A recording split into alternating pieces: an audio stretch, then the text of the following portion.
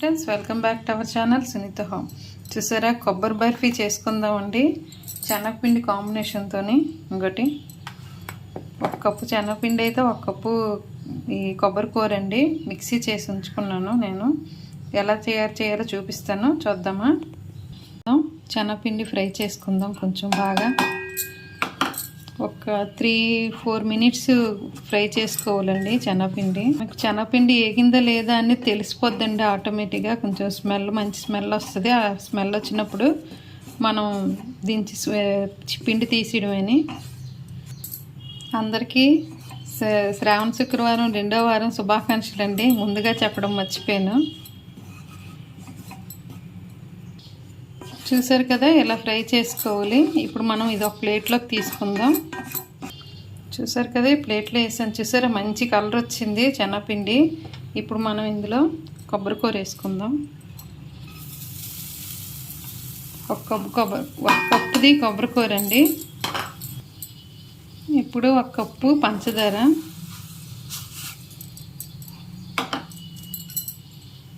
ఇందులోనే 1 కప్పు పాలు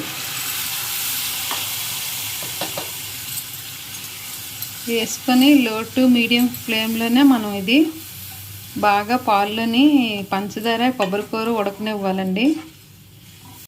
మీకు పంచదార కొంచెం ఎక్కువ కావాలి అనిపిస్తే ఒక 1/2 కప్పు ఎక్స్ట్రా వేసుకోండి. నేనైతే 1 కప్పే వేసాను, మాకు తక్కువే పంచదార. ఇది బాగా ఉడకనివ్వాలండి పాల్లోని కొబ్బరికూర. చూసారు కదా, ఇలా బాగా ఉడకాలి. మనం బాగా దగ్గరికి అయింది చూడండి.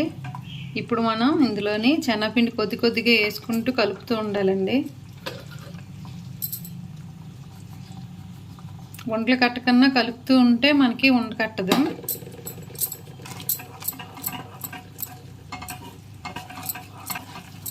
ఇలా కలుపుతూనే ఉండాలి. ఇలా కలుపుతుంటే మనకు వంట కట్టదు.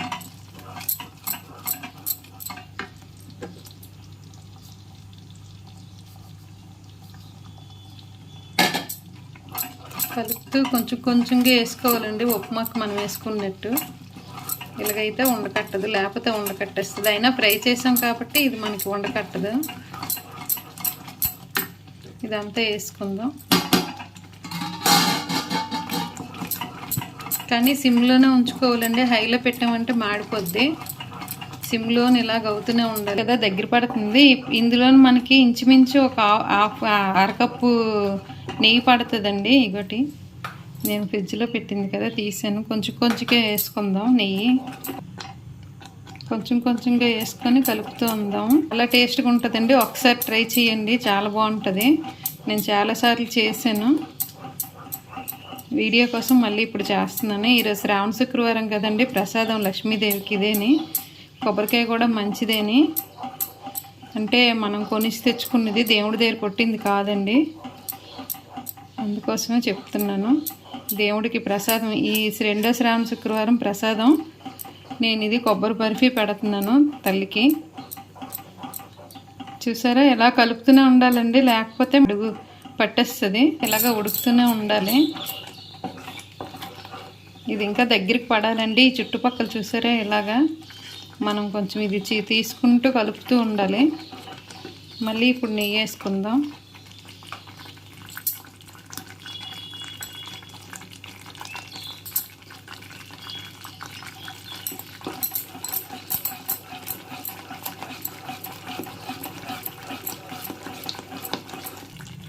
చూసారా, దగ్గర పడుతుంది. ఇలాంటప్పుడు యాలకుల పొడి వేసుకోవాలండి. ఇంకా దగ్గరికి అవ్వాలి.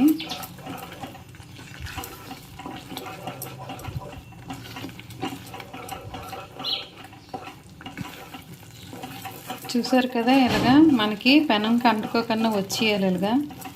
అయినా ఇంకా అవ్వాలి మరి కొంచెం. మీకు ఇంకా డౌట్ అనిపిస్తే ఇక్కడ మన ఇలాగంటే ఇలా జారకూడదండి, ఇంకొంచెం థిక్గా అవ్వాలి.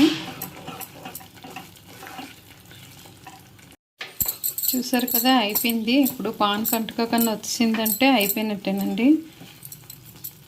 ఇంకోటి మనం ఇప్పుడు ప్లేట్లోని నెయ్యి రాసి ఉంచానండి. ఇంకోటి వేసుకుందాం. మీకు డౌట్ అనిపిస్తే ఇలాగా చిన్న ముద్ద తీసి ఇలా చూస్తే ఉండకట్టేసిందంటే అయిపోయినట్టేని. ఈ ప్లేట్లో వేసుకుందాం.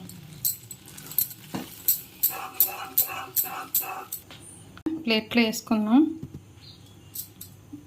మనం ఏం చేయక్కర్లేదండి, ఎందుకంటే చాలు. బాగా చల్లగా అయిపోయిన తర్వాత మళ్ళీ చూపిస్తాను. ఓకే ఫ్రెండ్స్, ఇలా కోసుకుందామండి. చిన్న చిన్న పీసుల్లో కట్ చేసుకుందాం. ఇలాగా